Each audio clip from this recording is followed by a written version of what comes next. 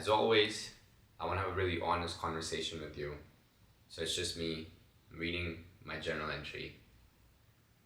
A few months ago, I got caught up in something that's super common online nowadays. You've probably seen it. Everyone's building a course, everyone's building some sort of a community, and they want you to buy into it. This idea of a community or a course or anything through social media marketing promises passive income, freedom of time, while giving you a chance to help people. And if I'm being honest, I bought into this idea. In December of 2024, I watched a YouTuber's video which promised if you follow these steps, guaranteed, and you stick to them, guaranteed you're gonna make money, you're gonna be able to leave your job, etc. etc. So I spent a couple months planning content, filming, building the platform, and then trying to market it. All while juggling everything else in my life at the time. I'm in a PhD program, so that's really like my full-time thing. And apart from that, I'm taking care of content creation and pursuing all my other side quests and such. And I just added this on as a project, as another side quest. After doing all the hard work, going through the planning, recording, setting up the platform, coming up with the marketing plan, I realized that this is just not me, bro.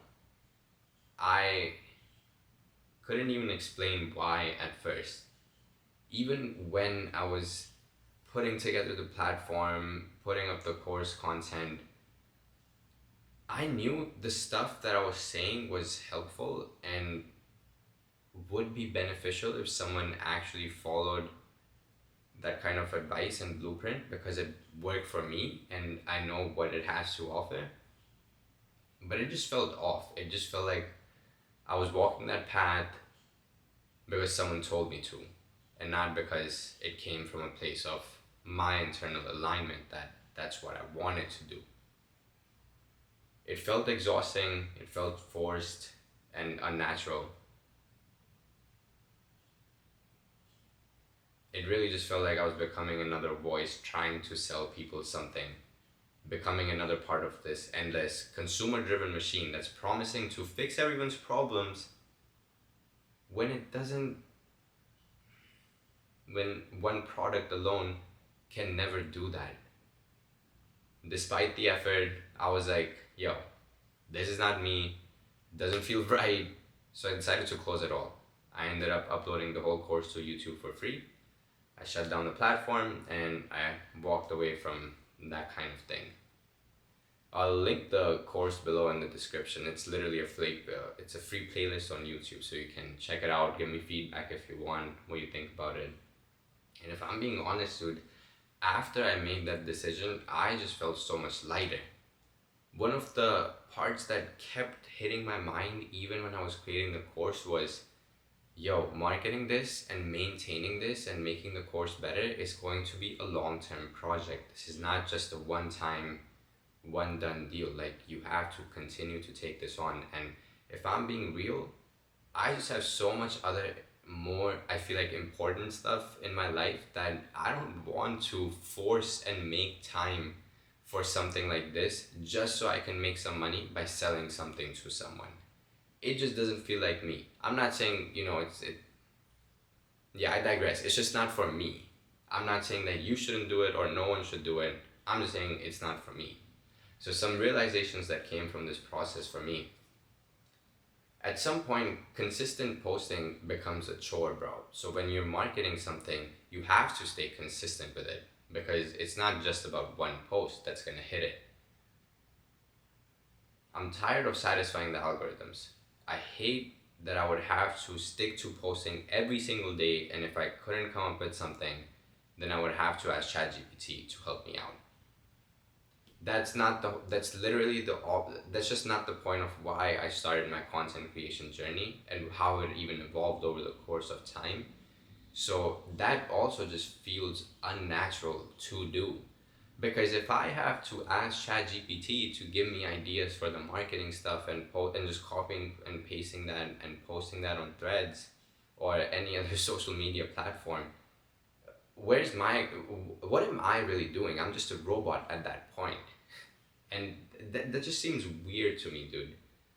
I'm not here to chase views or validation because no number of either of that is ever going to be enough to satisfy the human ego that lives within all of us. You have 100 subs, you want 500. You have 500, you want 1,000. You have 1,000, you want 2,000. You have 2,000, you want 5,000. You have 5,000, you want 10K. There's literally like the ladder just keeps going, and again, that natural urge that we have as humans to want the next thing never really goes away. And I even talked about this in one of my other recent videos where I feel like I've been trying to fix everything in my life, moving from one problem to the next. And it really is and has become an innate part of our biological wiring. Like, speaking in terms of evolution, we always want to seek better biologically. We do. It's part of us innately. That's how human species came to be a species. At the same time, we now as humans, oh wait, but on that note, so biologically we're wired, and now we've also built up that society that's like, in a way, forcing us to continue to focus on the next thing after you get the one, after you get that one that you were so focused on. But as soon as you get it, it's like, okay, now you have it, now you gotta move to the next thing. Bro. Is the point really to escape one rat race to enter another one? Really think about that for yourself. Like, when you're trying to build something on the side, is the goal really to enter another rat race so that you can escape the one that you're currently in? That's something I had to ask myself because, like I said, I felt like a robot trying to do this marketing plan thing, coming up with ideas, posting them consistently. And if I'm being real, bro, I don't need to build a fucking brand. I don't need to build a fucking product or sell products just to make some money.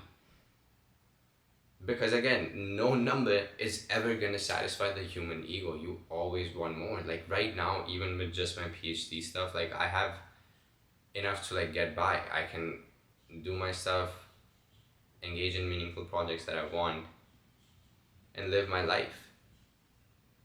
But we built this society, and biologically in us too, that we want more. We want to be more financially stable. We want to keep reaching for more.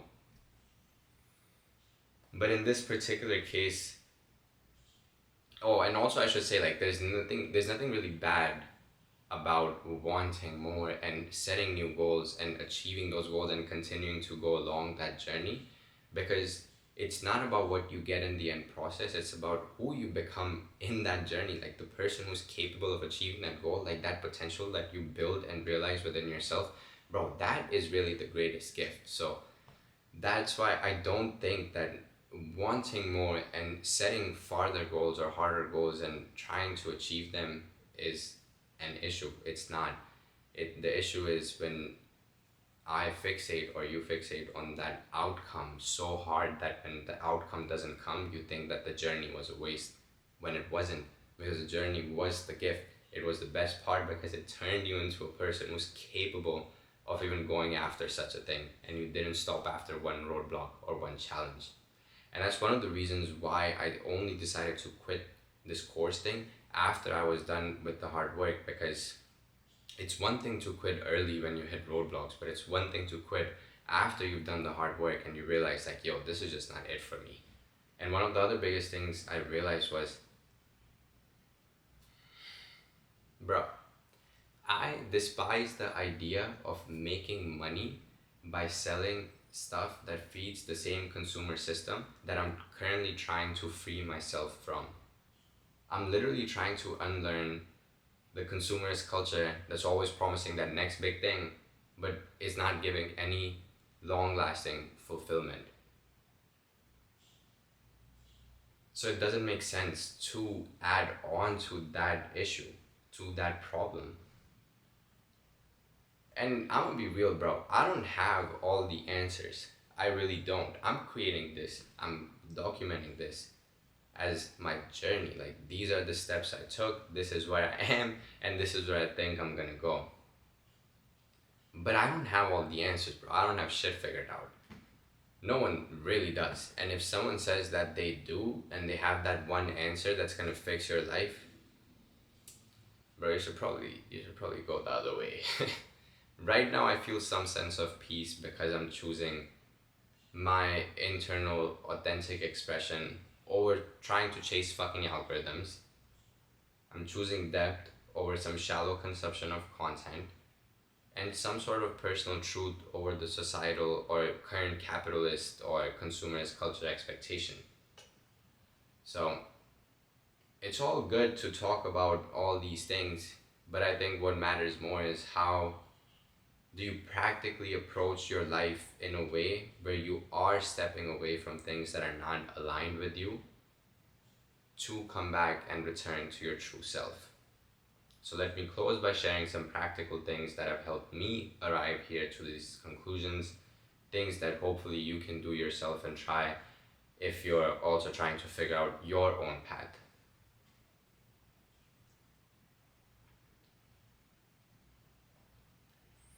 One thing I would like to add is no paths ever look the same. We're all humans that are so unique. Our skill sets, our mindsets, our perspectives are unique. And that's a real power that we can harness as long as we continue to return to ourselves. With that said, one of the first things is solitude. You can't hear yourself if you're always surrounded by noise, whether that be through a large social group or by consuming hours and hours of social media content, even if it's educational content. So take intentional breaks from social media, if you're like me, then from content creation, or even just your daily routines. Just sit quietly, journal, do your chores without music or videos in the background, or go for walks without any podcasts, music, or distractions, even when driving, maybe. Clarity comes when you allow space to listen to yourself. And when I say this, I mean clarity comes from your awareness. You are not just your thoughts. You've probably heard this before. You're not just your emotions. And the reason for that is that we can feel these things in our body, but we have this power to separate ourselves from these emotions. So for instance, if you're angry and you realize you're angry, like you're present and you can feel the anger coursing through your body, whether that be in a particular part, a particular area, or you're physically more jittery, you don't have to act from a place of anger. Like, you don't have to, let's say you're angry because you heard someone talk shit about you, or you're having a fight with someone, and when you're angry, like, you can yell at someone, and that's usually the natural response or some sort of snappy comeback. But we have this power as humans to recognize that I'm angry and I feel all these angry emotions in my body, but I'm not gonna act from a place of that. I'm not gonna yell at this person that I love and hold so dearly to me just because in this moment I feel angry. Same goes for any other emotion and any sort of pain, hurt. You never have to choose to act from a place of that. You can always choose to return to love and gratitude, regardless of how your body's feeling in that current moment. And the biggest way, biggest is not the right word to use here. The really the only way that I've come to realize to return to this love, abundance, and gratitude frequency is by being so immensely present in the moment. Slow yourself down. Just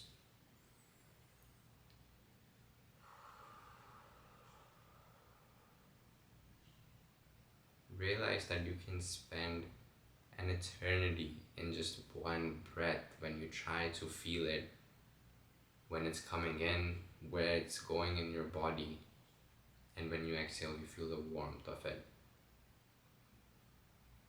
You can spend an eternity in one breath, and that's what I remind myself of. So when I'm getting triggered, I'm getting angry, I'm getting anxious, I'm like, yeah, I recognize it, I feel it in my body and it feels like shit, but you know what I'm not gonna do? Act from a place of fear, act from a place of insecurity. I'm gonna choose to acknowledge that these feelings are there and these emotions are there, but I'm gonna return to the feelings of love and gratitude and act and derive my words and actions from a place of that. I think that in a way, self-help or self-improvement world puts out a similar advice, just in a more aggressive way. If you look at like the masculine sphere specifically, like, because that's the content that I consumed when I was younger. But you know, it's like your feelings don't matter, your emotions don't matter, you still gotta do the shit that you gotta do. Like if you're committed to go to the gym, you have to go to the gym. If you're committed to do your work stuff, like you know, you gotta do that. And I think there's some power to that. I think for me now, it's more of a reframe of the mindset that I don't have to ignore my emotions. I don't have to be like, oh, it doesn't matter if I'm feeling anxious or angry or sad or pain or hurt. No, acknowledge it, label it, feel those emotions, and then choose to act from a place of love, abundance, gratitude, and respect for yourself. Then comes honest reflection. Journal openly, without filters, dude. Ask yourself questions like, why am I doing this? What do I genuinely value?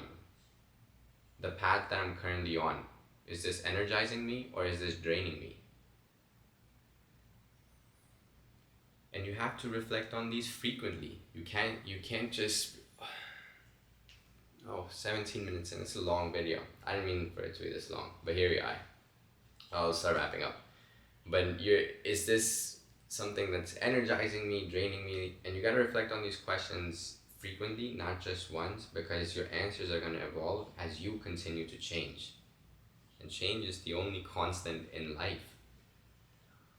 Next is trusting your body, your gut feeling, your energy levels, your emotions, they're all feedback. That's why you can't ignore them. That's why you have to acknowledge them, you have to label them, you have to figure out why certain things are triggering you in a way where you're lashing out or you're acting from a place of low vibrational emotions. So notice which activities leave you feeling drained, which ones fill you up, and this awareness is key. This awareness is what helps you align yourself to what your inner self wants more. And lastly, which is one of the hardest things that I'm continuing to learn, is that less is more. Instead of taking on 20 different things like I have done in the past, choose a few that are deeply in alignment with what you want currently. It's about quality over quantity every single time, and somewhere along the way, I forgot that. So I decided to not only close that project, but even some of my other things, I decided to just put them on pause and start focusing on what feels in alignment now. What we all need are, we don't need a course, we don't need one single product that's gonna like solve everything for us. What we really need are tools to find our own path and how to figure that out. Like I said earlier, our journeys are not going to be the same. My journey is not going to match your journey exactly, and that's perfect. The real magic is in discovering your own path and not following someone else's. I'm going to say that again. The real magic is in discovering your own true path and not just following someone else's. Thank you for being here. Sending you love as always, and I'll see you in the next one.